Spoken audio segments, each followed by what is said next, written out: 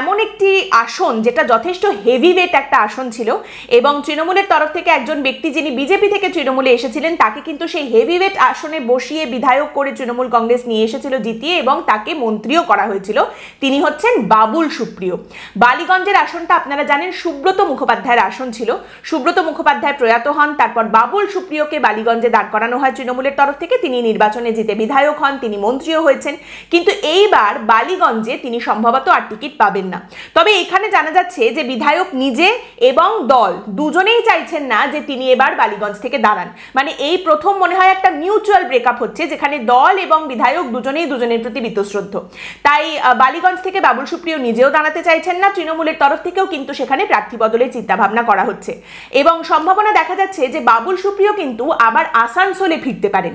সেক্ষেত্রে বালিগঞ্জে নতুন করে কে টিকিট পাবেন এবং তৃণমূল কংগ্রেসের তরফ থেকে কাকে নির্বাচনে দাঁড় করানো হবে বালিগঞ্জের মতো একটা আসনে, সেটা কিন্তু অবশ্যই একটা খুব ইন্টারেস্টিং দেখার বিষয়।